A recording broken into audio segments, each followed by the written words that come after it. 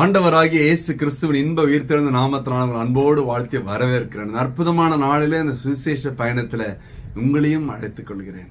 வசனம் அழகாய் சொல்லுகிறது. யோபு 8வது அதிகாரம் 7வது வசனம் சொல்லுகிறது, உம்முடைய துவக்கம் அற்பமாய் இருந்தாலும் முடிவு சம்பூர்ணமாய் இருக்கும் என்று. ஒருவேளை நம்முடைய வேலை சின்ன வேலையா இருக்கலாம் இல்லைங்களா? அதனுடைய முடிவு எப்படி தெரியுங்கன்னா, பல ப்ரமோஷன் பல ஆசீர்வாதங்கள் பல விதமான பெனிஃபிட்ஸோட தான் முடியும். அது இன்னைக்கு அற்பமா என்னப்படலாம். 4 பேர் முன்னால சின்ன வியாபாரம், சின்ன தொழிலா இருக்கலாம். ஒரு நீங்க தான் போய் கொடுக்குற மாதிரி இருக்கும் இல்லைங்களா? அதை கடினமாய் இருந்தாலும் ஒரு விருப்பத்தோடு செய்யும் பொழுது அதனுடைய முடிவு சம்பூர்ணமாய் இருக்கும். என்றுமே ஆண்டவருடைய பார்வைக்கு அவர் முடிவை நோக்கி பார்க்கிறவர். ஆண்டவர் பாதியில ஆரம்பிக்கிறவர் அல்ல, அந்த ஃபவுண்டேஷன்ல இருந்து ஆரம்பிக்கிறார். பாருங்க, ஃபவுண்டேஷன் ரொம்ப அழகா இருக்காது இல்லையா?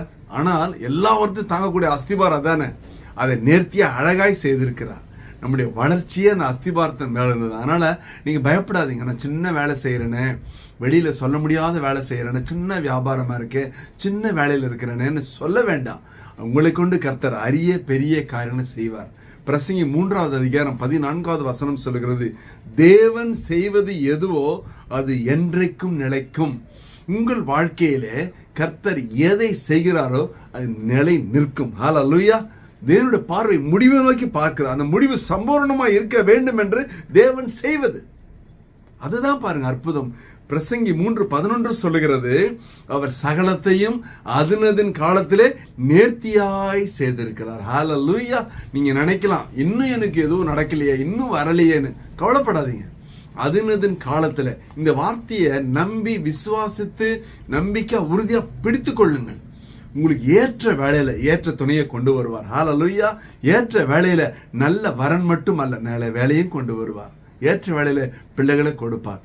முயற்சி எடுக்க வேண்டியது உங்களோட பொறுப்பு. வேலை வரணும்னு சொல்லிட்டு வீட்லயே உட்கார்ந்து பத்தாது இல்லையா? என்ன பண்ணணும்? எல்லா இடத்துக்கும் அப்ளிகேஷன் போகணும், 4 பேர் போய் பார்க்கணும், பேசணும் இல்லைங்களா? அந்த இடத்துல கர்த்தர் நேர்த்தியாய் செய்கிறவர். அதான் சொல்றாரு பிரசங்கி 11:5, எல்லாவற்றையும் செய்கிற தேவனுடைய செயல்களை நீ அறியா. எல்லாவற்றையும் அவர் தான் செய்யறாருங்க. உங்களுடைய என்னுடைய வாழ்க்கையில ஒன்றும் தவறவே தவறாது, ஒன்றும் தவறாய் தப்பிதமாய் நடக்காது. அதனால ஆண்டவர் செய்யறாருன்னா, எந்த சத்துரு யாருன்னா கெடுத்துருவாங்களோ, யாருன்னா பிள்ளிசுனு வச்சிருவாங்களோ, பழிசுனு வச்சிருவாங்களோ, மந்திரம் வச்சிருவாங்களோ, மாந்திரிகம் வச்சிருவாங்களோ, உங்களுக்கு ஒன்று தெரியுமா? ஏசாயா 43:13 சொல்லுகிறது, நான் செய்கிறதை தடுப்பவன் யார் என்று கேட்கிறார். கர்த்தர் உங்கள் வாழ்க்கையில செய்ய நினைத்ததை ஒருவரும் தடை பண்ண முடியாது. அந்த ஆசீர்வாதத்தை கர்த்தர் கொண்டு வருவார். என்னதான் மூடி வைங்களேன். கர்த்தரோடு இருந்த ஊழியக்காரர்கள், சீஷர்கள் மூடின வீட்டுக்குள்ள உள்ள இருந்தாங்க. உள்ள வந்துட்டார் ஆண்டவர். பிரைஸ் எல்லாம். அங்கே வந்த ஆண்டவர் உங்க வீட்டுக்குள்ள வரமாட்டாரா? உனக்குள்ளே வரமாட்டாரா? அந்த நம்பிக்கையோடு விசுவாசத்தோடு வசனத்தை பிடித்துக்கொள், பற்றிக்கொள். அது நம்பியிரு, விசுவாசத்திரு. நிச்சயமாகவே முடிவு சம்பூர்ணமா இருக்கும். ஹல்லேலூயா. ஒரு விசை கண்களை மூடுவோம். ஹல்லேலூயா, ஹல்லேலூயா, ஹல்லேலூயா. அப்பா ஸ்தோத்திரம் ஆண்டவரே.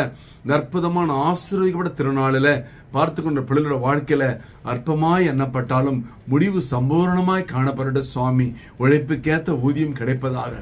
அவருடைய வாழ்க்கையிலே ஒவ்வொரு வளர்ச்சியில ஒரு ஆசீர்வாதம் காணப்பட சுவாமி. தடைகளை முறித்து போடுங்க. இயேசு கிறிஸ்துவின் உயிர் தெழுந்த வளமான நாமத்தினால என் தேவனது செய்யும்படியா நம்முடைய பாதபடியிலே தாழ்மையாய் தாழ்த்தி ஒப்பு கொடுத்து ஜெபத்து ஜெயம் எடுக்கிறோம். ஜீவனுள்ள நல்ல பிதாவே. ஆமென், ஆமென். கர்த்தர் உங்களை ஆசீர்வதிப்பாராக. Praise the Lord.